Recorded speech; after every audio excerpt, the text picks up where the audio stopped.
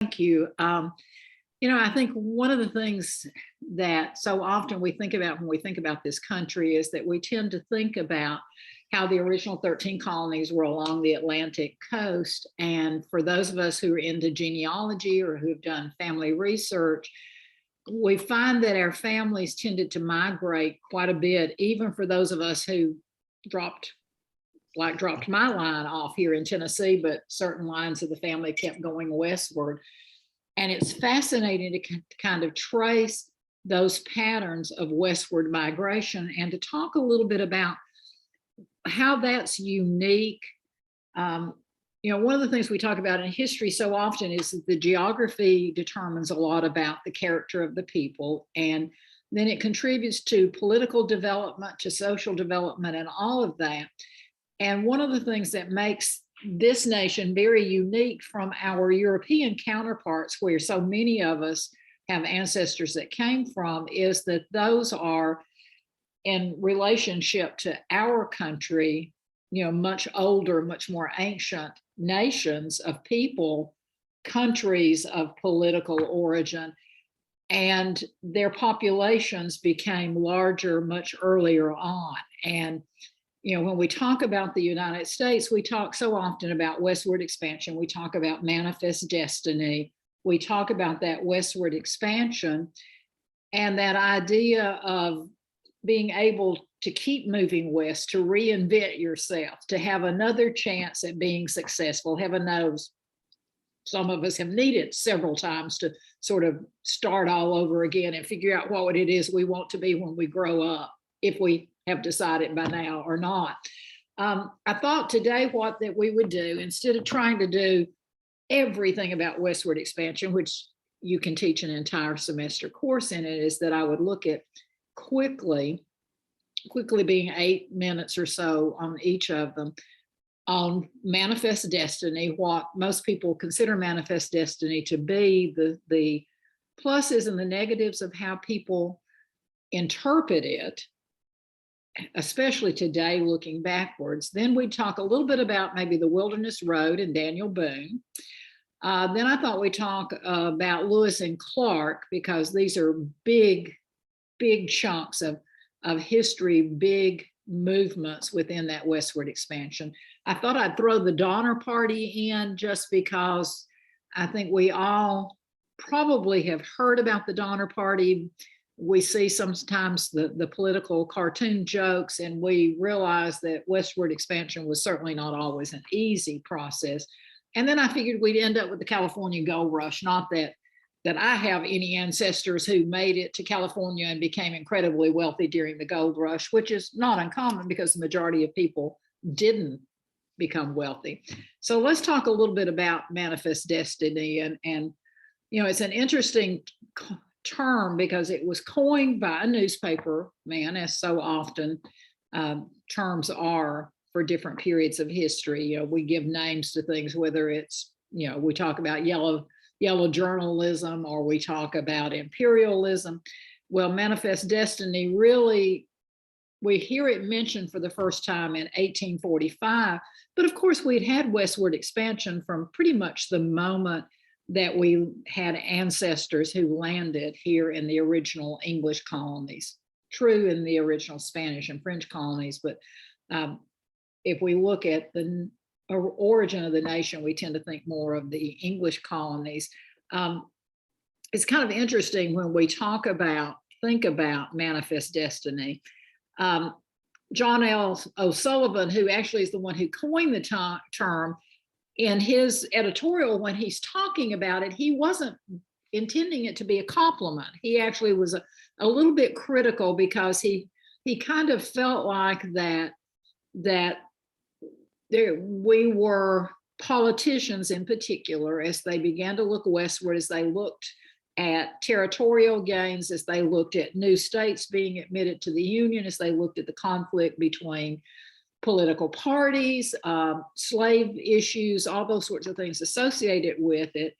He tended to use the term because he said there were certain people that politically who seemed to believe that they had a God-given right to westward expansion, to manifest destiny. And even though he's negative in it, and he says actually in his statement, he said the right to, and this is his quote, the right to manifest destiny, to overspread and to possess the whole of the continent, basically has been given, most people think has been given to us for this great experiment in liberty and federated self-government, but that he wasn't sure that it was quite such a simple thing. Well, it is an interesting concept. So let's sort of think for just a moment about this idea of colonization. We come here as 13 English colonies. Many of us can trace ancestors, whether they landed in New England, they landed in the mid-Atlantic states, or they landed in the southern states and the southern colonies, which at that point were considered to be Maryland and South. We think about that as a chance to leave the old world. Why did people come here? And we've talked about these issues before: political freedom, economic freedom, religious freedom, just this idea of being able to start over again. It's interesting, European historians often, when they look at the American colonies, talk about the impatient English, that the English who colonized here landed and then almost immediately began to look westward. And we can talk about Roanoke Colony, we can talk about Jamestown, we can talk about Massachusetts Bay, wherever we want to. But there was something within the English character, and how do we define character of people? But this idea of wanderlust. And it's interesting because I was reading something not very long ago about Bonnie Kate Sherrill Sevier, who is the second wife of John Sevier, and she, in an interview, had talked about the fact that her father, who was Scottish, he was a Scottish immigrant, and she said, it was very difficult for him to put down roots because he always wondered what was on the other side of the mountains. And I think we've probably all grown up hearing that idea of the lure of what are you going to find when you go across the mountains? Well, if you look at how that manifest destiny sort of materialized in the period after colonization, we know that by 1783, the American Revolution has been successful, and as a treaty with Great Britain, we have access to all the land west to the Mississippi River. Within a short period of time, and we'll talk a little more about it in detail in a few minutes, we then purchased the Louisiana Territory, which, doubles what at that point was the acquired land. And that occurred just with the stroke of a pen. Following that, then we acquire what was referred to at that point as Spanish Florida. And that's basically what today would be the peninsula of Florida, but the panhandle extending all the way over to Louisiana.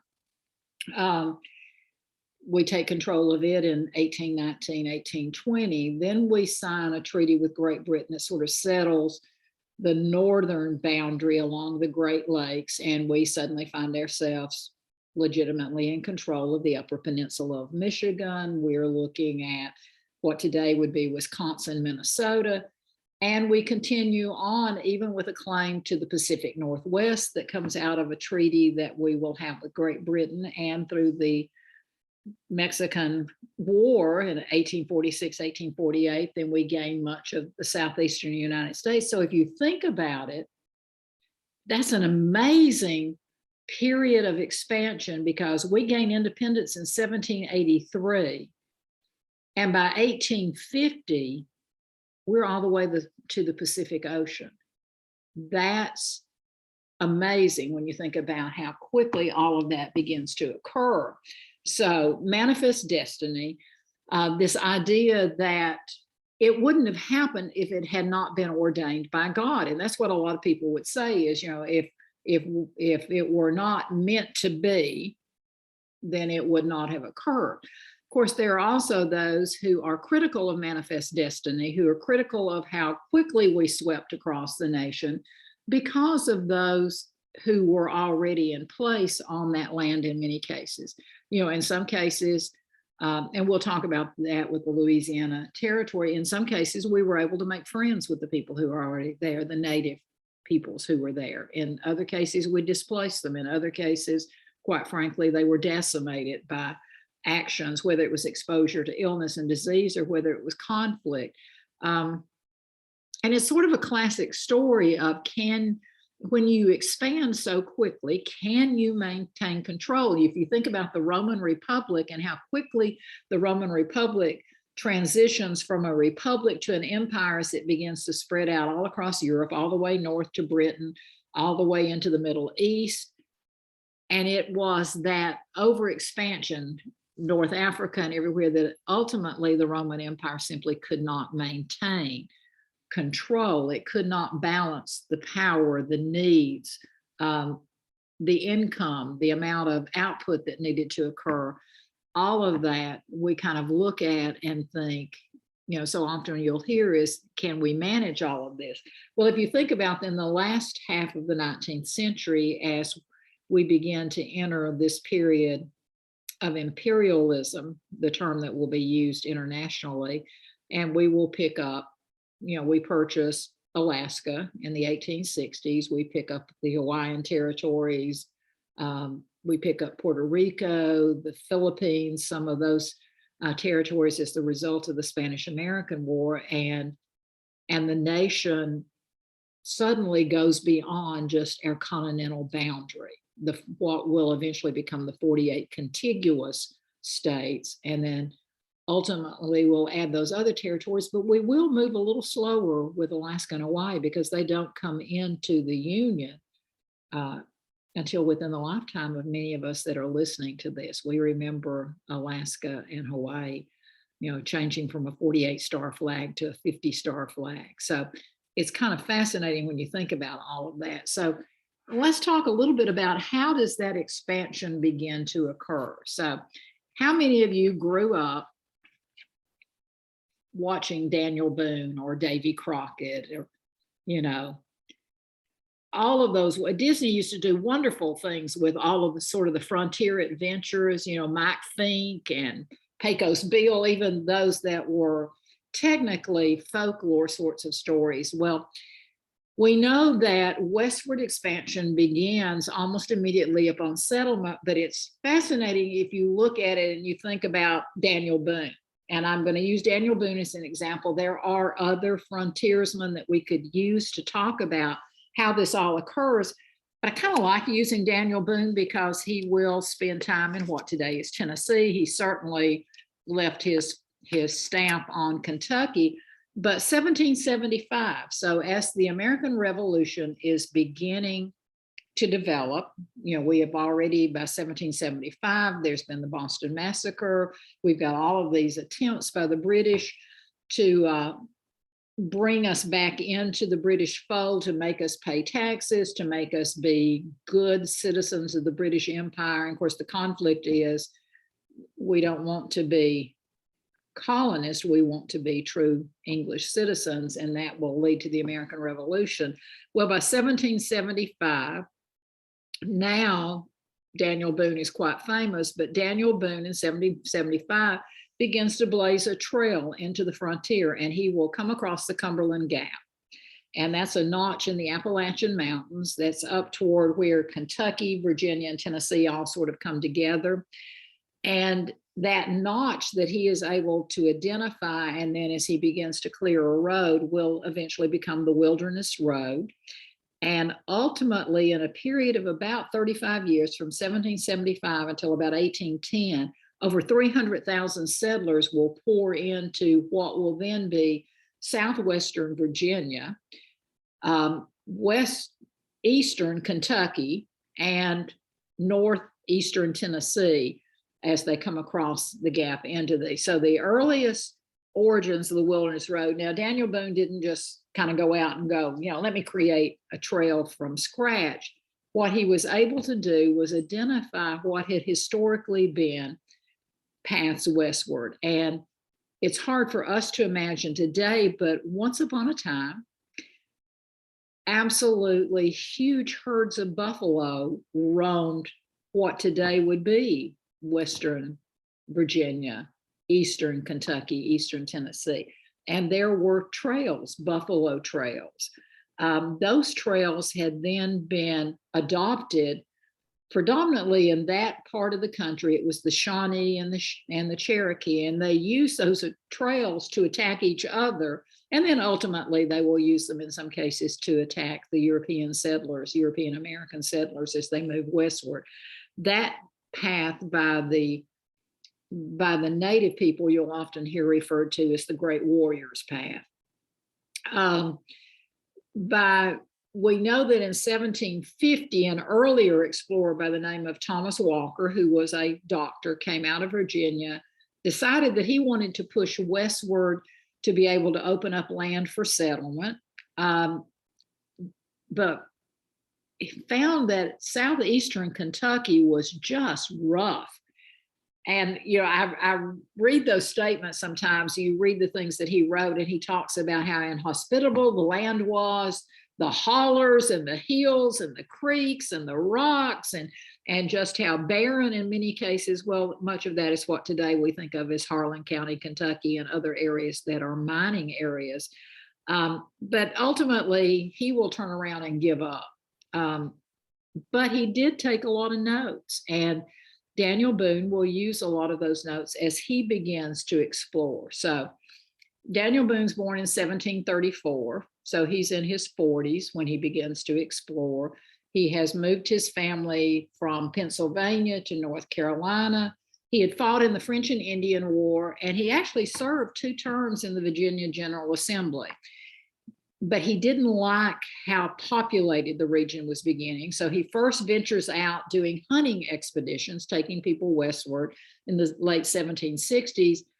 And by 1773, he begins to see the promise of leading families westward. Now, first attempts are not very successful. In fact, he will in 1773 be leading an expedition in which the Cherokee will attack them as they're going into what would today be Kentucky. And several of the potential settlers will be killed, including Daniel Boone's son, James, who will be killed. But then 2 years later, they put together the money. A guy by the name of Richard Henderson, who was a judge in North Carolina, formed something called the Transylvania Company, invested a lot of money. And his idea was if they could go westward, claim the land, and then he could turn around and sell the land to families who wanted to move westward to be able to establish a new beginning. So he hires Daniel Boone, who was at that point considered to have the most knowledge of anyone about those westward trails. And Henderson does decide to do something a little bit different than what others had done. And he decided that instead of taking a chance on confronting the Cherokee, that he would see if he could negotiate some sort of a settlement with the Cherokee, in that he would make a negotiation for them about land, and in return he would pay them. So there actually is an agreement, a treaty signed between Henderson's Transylvania Company and the Cherokee, in which the Transylvania Company would get 20 million acres, blows my mind, 20 million acres, in return for basically 10,000 pounds of goods that would be delivered to the Cherokee. The governor of Virginia later will say that treaty was not legal because Virginia will claim that it owns all the land westward from their boundaries, but it's already been done. So 1775, Daniel Boone and 30 guys set out to blaze a trail. It includes his brother, a son-in-law, but they start from what today would be very near Kingsport, Tennessee, Long Island on the Holston River, and they travel north over the Great Warrior Path through the Moccasin Gap and the Clinch Mountains. Those of you that have ever read any of the Louis L'Amour books that talk about the Sackets and Clinch Mountain. And then they turn and they're going to cross the Clinch River into now what would be southwestern Virginia, follow it and head over into Powell River Valley in Kentucky. And they are able eventually to open up the Wilderness Road, and it will lead to the founding of the first settlements in Kentucky including what will then be known as the Transylvania colony. But Transylvania colony, we don't recognize today because it takes on the name of Boonesboro. And then there's Harrodtown, and then there's Logantown, and there are others. So that even as the Revolutionary War is kicking up and there's a lot more fighting going on, more and more people are moving westward, even though they have been told by the Proclamation of 1763 they can't. It's sort of like, who's going to stop me? So they began moving westward, and we know that between 1775 and 1810, and I mentioned this earlier, more than 300,000 settlers will come into these regions. So a lot of us probably, if you trace your ancestry, had family who were in these regions before technically they were actually owned by the newly emerging United States. Interestingly, of course, we have the 13 original colonies. And then by 1792, there are enough people in Kentucky that Kentucky is admitted as the 15th state. And then, of course, by 1796, 4 years later, Tennessee has enough people that then we become the 16th state. By the way, the Wilderness Road will fall into decline by about 1840, because what people began to realize was that moving westward by water is so much easier than moving westward via land. So I mentioned, I think 2 weeks ago, the opening of the Erie Canal and a lot of what's going to happen in the Ohio Valley. And while there are still over the land routes, you're going to find more and more people, even when we think about Fort Nashboro, and that's 1779, we're going to have an over the land route with James Robertson, but we're going to also have John Donaldson bringing the majority of the people via the Tennessee River, making connection to the Ohio, then actually to the Mississippi, and then to the Ohio, and then back down the Cumberland River, because it's just an easier sort of thing to happen. So, we have that westward expansion that's going to occur with that. Now, the idea of intrigue in that moving westward is really kind of exciting. And I made myself a couple of notes about the Lewis and Clark expedition, because you can just spend so much time talking about Lewis and Clark and what Jefferson is able to do, even though Jefferson, the strict constructionist, is sort of in a quandary about whether he should purchase the Louisiana Purchase. We do. So real quick, some background. So during the French and Indian War, 1756, 1763, many of you have ancestors who fought in that war. During the French and Indian War, France had surrendered a large portion of Louisiana to Spain, and then had given a little bit of the land in that region to Great Britain. Well, initially, Spain has control of the land, but it didn't really impact the American colonists, because Spain at that point does not close New Orleans. New Orleans is already a port of entry.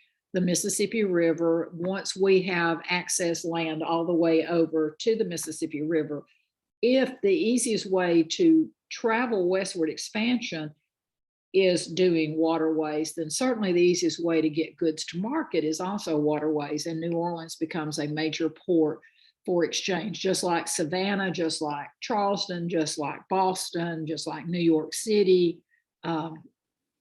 others along that eastern seaboard. Well, what happens though is that in 1802, as France and Great Britain are at war, height of Napoleonic Empire and expansion, France and Great Britain are at war. France takes control of Spain. The Spanish King Charles IV in Spain decides that he will give the Louisiana Territory back to France. I love the way the history books say he decides he'll give the Louisiana Territory back to France. I think he didn't have much of a choice in that, but he gives it back. And at that point, Napoleon needs money. By 1803, Napoleon is well aware that Great Britain is his greatest adversary. He is having to deal with what is the third coalition at that point, which is France is sort of caught. If you think about a map of Europe, France is caught here in the middle with Great Britain as the island nation here, but he also is fighting then the other three members of the coalition, which is Prussia, today Germany, Austria, and then the Russians. And he needs money to outfit his army. So he decides that he will offer the Louisiana Territory to President Jefferson, believing that there's a chance he might lose it anyway in conflict with the British. And so if he's going to lose it, why not just sell it and get some cash out of it? He's going to sell to the United States what ultimately comes to about 830,000 square miles for $15 million. Absolutely amazing when we think about it today. And even before our representatives get to France to negotiate that treaty that would allow us to purchase it, Jefferson had already asked Congress for money, not only to purchase it, but to fund an expedition to see what it is that he was actually getting. Now, you have to remember that Jefferson, Jefferson is such a, and I use the word romantic in the classic sense of romantic, someone who is intrigued by nature, who is, he's an amateur botanist. He loves all the plants, the flora, the fauna. He collects, any of you that have been to Monticello, you walk through his house and he's kind of the ultimate collector. There's a little bit of everything and a lot of things actually from the Louisiana expedition that are there. So how does this all happen? Meriwether Lewis, it's interesting. Lewis had served, he and George Rogers Clark had known each other during military service. Lewis, who was well-educated, had become Jefferson's personal secretary in the White House, the only employee in the White House other than a cook and a housekeeper, which is fascinating. So Jefferson knows that Lewis is wonderful when it comes to, he would be your spreadsheet king today. Those of you who love spreadsheets, how many of you love spreadsheets? I'm not a spreadsheet person, but I have a daughter who is, there's a spreadsheet for everything and you check it all off. Well, Meriwether Lewis was the sort of the OCD person. George Rogers Clark, who is the younger brother of, who is the younger brother of a famous American Revolutionary War general, Clark is more of the explorer, the one who's better at map making, who's better at observing the lay of the land, where Lewis is going to organize things. So anyway, Jefferson chooses Lewis to lead the expedition. Lewis chooses William Rogers Clark to go with him, even though Clark had outranked Lewis when they had served in the military. Clark agrees to go as sort of second in command. They're co-partners. So they start getting themselves organized in the summer of 1803 as the purchase is beginning to occur. Now, Lewis is going to go to Harper's Ferry because he needs munitions. And Harper's Ferry was the largest arsenal in the south of DC. You may remember that's why John Brown ends up there prior to the American Civil War. It was not that he had any great love of Harper's Ferry, it was that he needed the munitions, the gunpowder, the guns, the cannons, all those sorts of things that were housed at Harper's Ferry. So Lewis goes to Harper Ferry to get munitions. He then will get access to what he calls custom-made 55-foot long keel boat. He needs a big boat, kind of a barge that can carry all this stuff up the Ohio River. And he will then meet William Rogers Clark in Indiana. And from Indiana, they're going to go over to the Mississippi down to St. Louis, and they'll begin to put the expedition together. So Lewis, Clark is responsible for coming up with surveying instruments. He's got to have quadrants and telescopes and sextants and all those sorts of things. They need camping supplies, oilcloth, flints, tools, all those sorts of things, fishing equipment, soap, a little bit of soap, salt. They need books. They take with them, interestingly, an entire backpack of books on botany, geometry, and astronomy. It's my worst nightmare to think I'd have to take a geometry book with me on a westward expedition. Not my favorite math at all. They take the maps that currently exist of the West, knowing that most of them are speculative maps. They take weapons and ammunitions. Now, Lewis has also decided that they need to take with them items as they encounter new people. So he's going to come up with brightly colored cloth, lots of sewing notions, mirrors. Mirrors were considered to be fascinating. Very few people had mirrors at that point. Combs, tobacco, knives, face paint, beads, all sorts of things. And so they set off. They're going to set off in that fall. They recruit these men and they get them together. They're going to be 45 people who are traveling with them. They're going to be 25 unmarried soldiers. They chose unmarried because they weren't sure they'd be coming back. It's kind of like when you watch all those space expedition movies, they always choose, and Lewis will say this, they chose the strongest, hardiest, most skilled, and people who not only were unmarried, but in many cases had no living family. That way, their loss would not impact family so much, which is interesting. They hire an interpreter to go with them, someone who is a French Indian interpreter. The French had a much better relationship with many of the native peoples, especially in the upper central country where they're going to be traveling. They have a boat crew, and they take with them one slave, and it's a slave that was personally owned by the Clark Rogers family by the name of York, and he will go with them. Now, they institute a very disciplined approach, and they begin to move westward. So, what are some of the things that they do? Well, one of the things that was interesting, because they have this French Indian interpreter with them, is they attempt in all cases to make peace as they encounter new people. In fact, before they had left, Lewis had about 50 medallions struck that he could give to them as a peace medal. And on one side of it was Jefferson's profile. On the other side, and some of you have probably seen pictures of them, are the two hands, and it says peace. And that medallion, which was made so that it could be worn around the neck on a ribbon, would be given to the chief of the different groups that they encounter. So they will do that. Now, is it an easy trip? In many cases, it's not so terribly bad. They're going to use, a combination of water and land travel. They're going to spend by November, they are in what today would be South Dakota.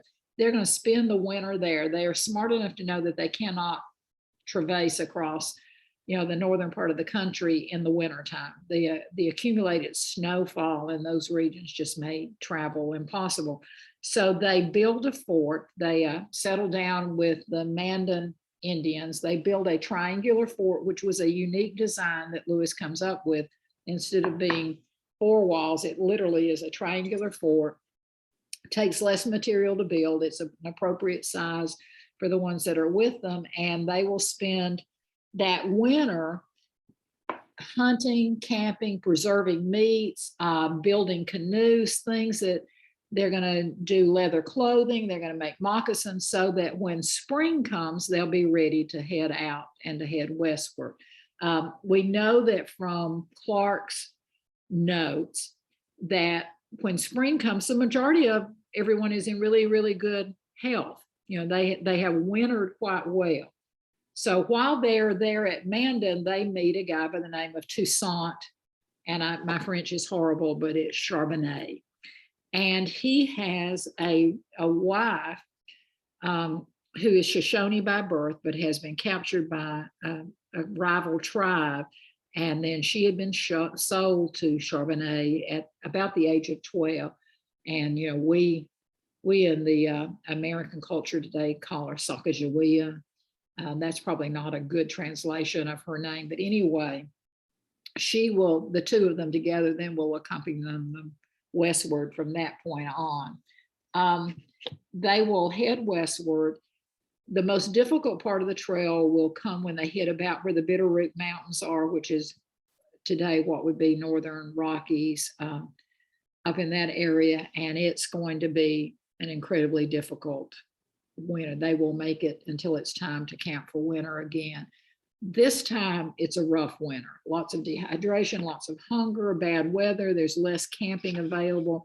They might very well have starved to death, but they are able, as they push to set up a camp along the Idaho, the Clearwater River, they encounter the Nez-Perce. And the Nez-Perce actually take them in and sort of help them regain their health. And they learn how to build dugout canoes there, a very different style than what they had built in the Dakotas. They will leave their horses with the Nez-Perce and they will push on to the west, and they will eventually make it beyond the Clearwater Rapids. They'll make it to the Snake River. They'll hit the Columbia River, and we know that, you know, they finally in 1805 will reach the Pacific Ocean, November of 1805. So they make a camp in what today would be Astoria, Oregon, in that general region. They build a fort there, and they have moved into it by early Christmas. Then by March, as things begin to thaw, they come back home.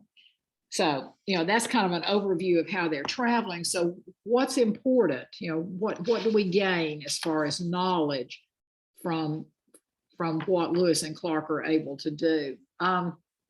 It's fascinating. They're back in Washington, D.C. by 1806. They spend several days with President Jefferson going over. They have at different times along the trail, they have sent back packets, bundles of things that they have collected for him. So, he's been having a fascinating time looking at all of this.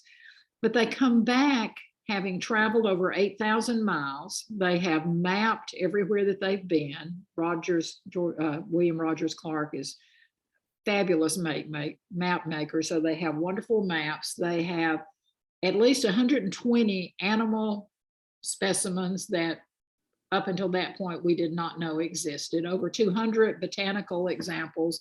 They bring leaves. They bring living samples of many of them. They actually will leave them in root and keep the roots wet so that they can get them back. And they have initiated peaceful relations with somewhere around 25 to 30 Native American groups of people.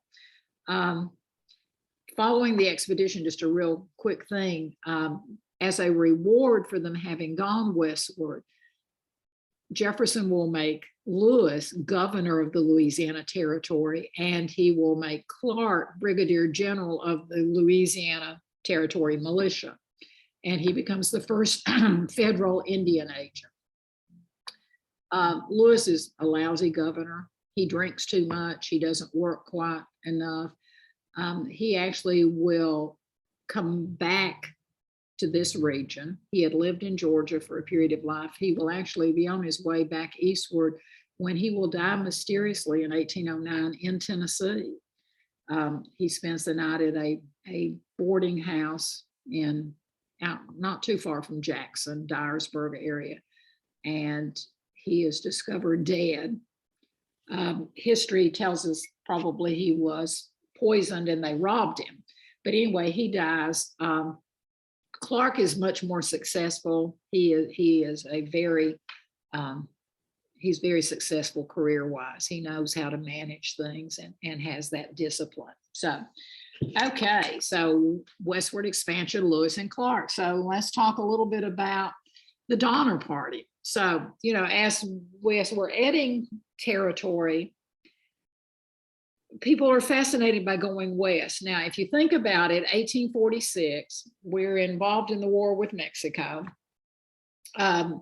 We have added Texas to the Union. Texas had gained their independence 1836. We admit them to the Union in 1845, one of James K. Polk's promises. So in the 1840s, people are really looking at the West and wanting to travel west. So you have a group of, and it was not uncommon, you have lots of groups of people moving west. Some of you grew up watching Wagon Train. You probably remember that one too. I may have been the only person who watched way too much TV as a child. But you have a Donner Party leaving Springfield, Illinois in April of 1846. Now, the group had been put together, as was the practice. You'd get wealthy people who would put together a wagon train, and then they would be the ones who would lead the way westward, but then they would allow people to join them with their own wagons, their own, their own supplies, and then they would travel together in protection. For many of us, we used to play Oregon Trail on those early Apple IIe computers or whatever. And you would either make it to Oregon, or you get bitten by a snake, or you get poisoned, or you die of dysentery or whatever. Well, the Donner Party, Jacob and George, who are wealthy, put together this expedition. So they're going to leave Illinois 1846. They start out, they're going to follow what had been sort of loosely categorized as the California Trail. And that means that they're going to go from Illinois westward all the way to Fort Bridger in Wyoming. And then from there, they would take a trail southward looking for, and it was constantly new passages were being discovered across the Rocky Mountains, but a pass that would take them the safest way into California. They were going to take this established trail, and then they were going to figure out this route. Well, they hire a guide by the name of Lansford Hastings. And Hastings, when they get to Fort Bridger, Hastings is not there. He has already gone ahead with another expedition, but he has left word for the Donner Party saying, I will leave markers showing you how to follow the trail, certain ways that he would cut sapling trees that they would know whether to go south or to go west, or all those sorts of things. And they were to follow it and follow that trail that he would mark for them. Now, so the group leaves Fort Bridger. There are 89 immigrants. That would be EMIGRANTS, people who are moving westward, 89 people on 20 wagons. And they head toward Weber Canyon, where Bridger, or where Hastings had told them that there would be a really easy path across the Wasatch Mountains. When they get to the head of the canyon, though, they find a note stuck on a stick in the earth that says that trail was not as easy as he thought it would be, and he suggests they make a different path. Sorry, taking a he actually tells them to make camp there and wait, and he will come back and show them a better route. They don't listen to him. One, he's not a particularly scrupulous leader, but two, they don't trust him. And when he suggests that they go back to Fort Bridger, they see it as meaning that they would waste several days. And every day as you're traveling westward, because of winter and the mountains and everything, they decide not to go back to Fort Bridger. They decide to wait where they are for Hastings. And after they have waited for about 10 days and he hasn't shown up to tell them where to go, they send a messenger to see if they can find him. Well, the messenger returns several days later with directions that he's given them to follow a different trail. And so they decide to follow that trail. It turns out to be a worse option than if they had gone Weber Canyon. And they will literally have to sort of carve their own fresh road through some thick trees, through boulder-strewn ground and everything. Well, they make it through the Wasatch Mountains and they arrive at the Great Salt Lakes, but his delay has cost them 18 days. And unfortunately, things are only going to get worse. They decide that they're going to take an unproven trail that will take them over the Sierra Nevadas into California, and they leave way too late in the season. They gamble that the snow that the snows will be delayed for the winter and that they'll be able to make it. They get partway up into the Sierra Nevadas, and the first huge snowfall occurs on October the 28th, and they are trapped in a frozen wilderness. They can't come back down, and they can't move forward. They do not have adequate supplies because they have spent that 18 days waiting for Hastings, and they eventually will run out of food. They will be trapped in snow drifts that will become larger than the cabin, the lean-to sorts of cabins they'll be able to fashion.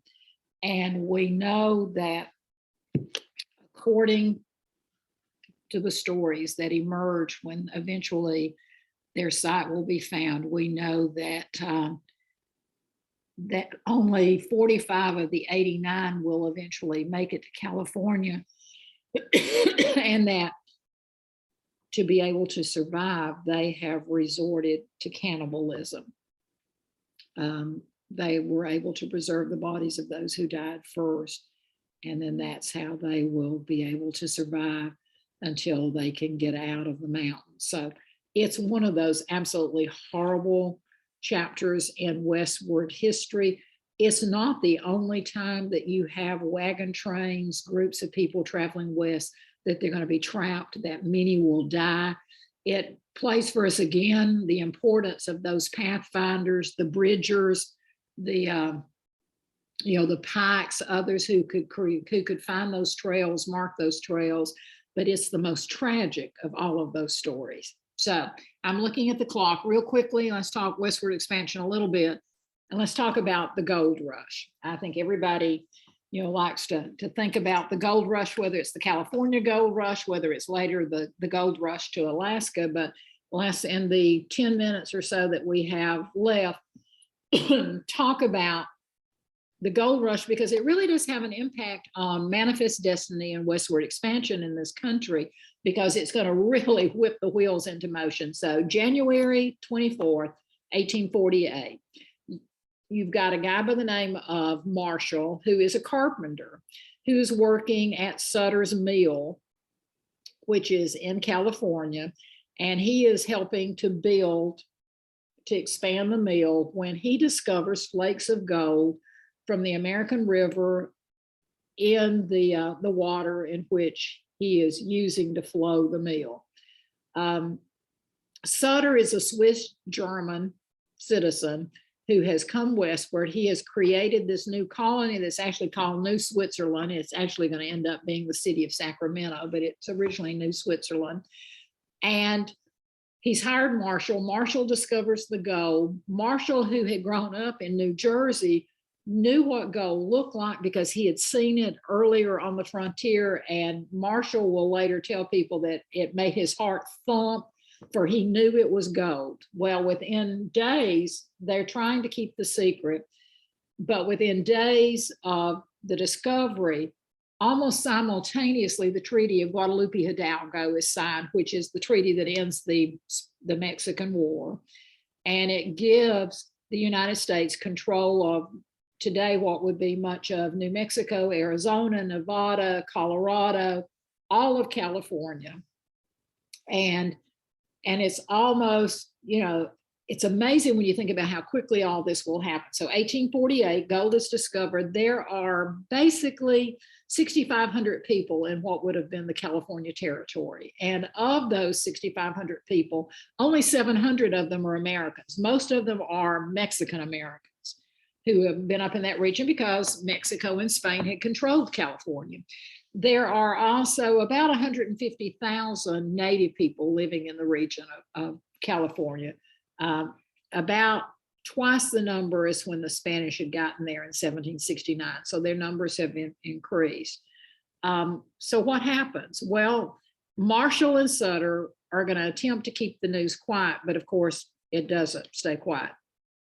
It's discovered, gold is discovered January the 24th. By March, we know that at least one newspaper has reported that it is not verified, but it comes from an excellent anonymous source that gold has been discovered. We know now that probably that story came out of San Francisco, and that it was propelled by merchants there who recognized that if indeed there was to be a real rush for gold, those people who would be mining for gold needed supplies. They need to buy buckets, they need ropes, they would need shovels, they would need canned goods, they would need clothing, all those sorts of things that would be necessary for their participation in the gold rush. So now think about this. So they discover gold in January.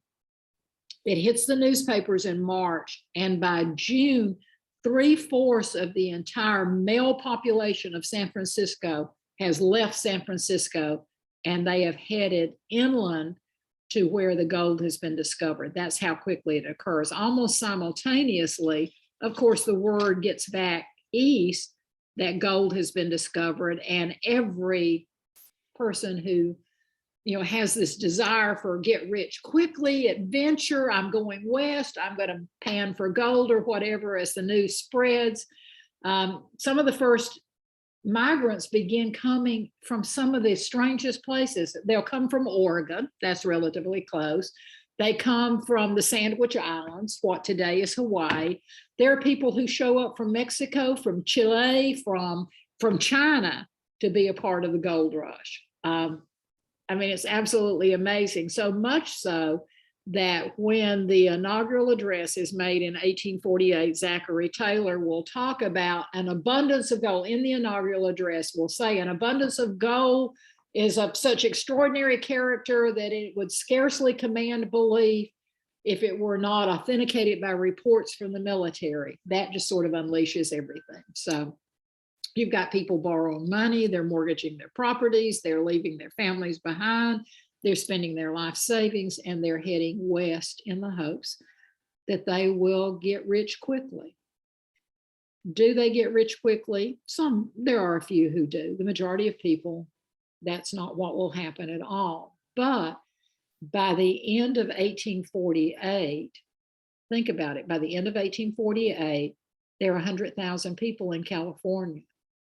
Only 50,000 are required for statehood. You're going to have just this tremendous economic growth because you're going to have gold mining towns that are springing up all along the rivers, coming down out of the mountains in the hope that they'll find gold. You've got shops, you have saloons, you have brothels, you have other businesses that are going to cater to those who are there seeking for gold. A lot of lawlessness, a lot of what one of the books that I was looking at referred to as banditry, gambling, prostitution, violence. San Francisco grows by leaps and bounds, and it becomes a much larger city than Los Angeles as a result of the gold rush. The gold rush ultimately speeds up California's admission to the Union. If you look at a map sometime of westward expansion, you'll see we've got all the eastern seaboard. We have some of those states in the Midwest. You've got Texas, and then you see there's this whole gap of territory, and then California comes in 1850. So 1849, California applies for statehood because they have the amount of citizens necessary. They apply to be a free state. And in doing so, of course, it provokes the whole issue of racial slavery and the balance of power in the Senate and the House of Representatives. Henry Clay is still alive in 1850. This will be his last great compromise.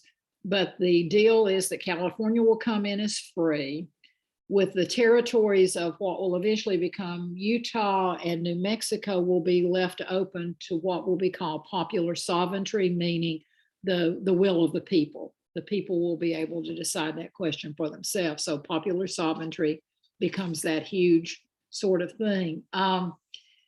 California comes in 1850, and you will begin to have more and more people who are coming all the way west. Now, what's the impact of the gold rush?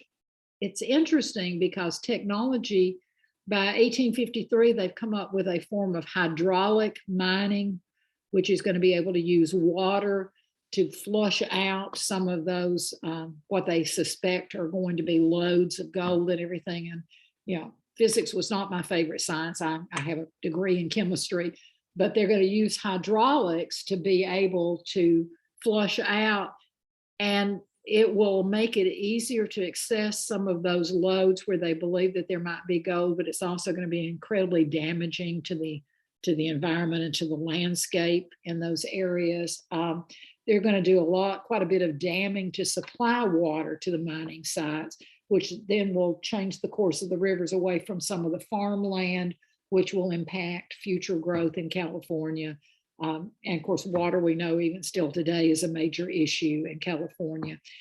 And it's going to give birth, the gold rush gives birth to the whole logging industry especially Sacramento north in California, because you've got to have wood, lumber that will be necessary for building cabins, for feeding the boilers at the mines that allow them to do all those sorts of things. So you've got a lot of impact on natural resources. But by 1850, we are all the way to the West Coast. Interestingly enough, of course, we signed the treaty with Oregon, 1846 to 1848. We iron out those boundaries at 5440. And we then are all the way, we have established a boundary to Canada. We have a boundary all the way to the south to the Rio Grande. So by 1850, the continental United States is ours. If you think about that, in a period of 67 years from the time we gained independence in 1783, it's absolutely fascinating. So I think, I would send you off to read some of those wonderful Jack London books. London writes, of course, novels, but if you haven't ever read Call of the Wild, or, London writes a lot about the Alaskan gold rush, which will occur 30 years later, but very similar scenario. Bret Harte writes an awful lot about the mining towns on the frontier.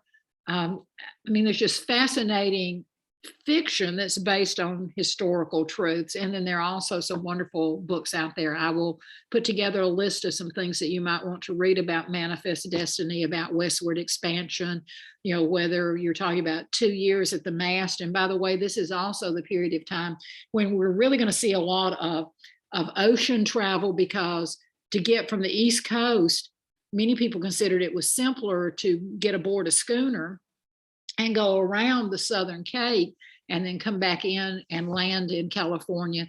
So there's going to be this whole new birth of sort of sailing that takes the place of the old New England whaling. So you're going to have a lot of folks looking at that also as a way to explore the world. It's a fascinating period of history. Our time is up. I'll send you a list of books for those of you that are interested in reading, but Google Bret Harte, Harte, and some of his frontier mining camp stories, and that'll give you a wonderful look at what life was like on the frontier. Paint Your Wagon, that's a great one. Oh my gosh. Clint Eastwood singing too. It's just fascinating. And so I love Paint Your Wagon. Lee Marvin and Clint Eastwood is kind of the epitome of the Western frontier actors, and talking about that whole go rush. There are some wonderful movies out there also to take a look at, some documentaries, but some great movies set in that period of time. So I hope all of you will stay healthy, stay safe, and we'll be back next week. And I guess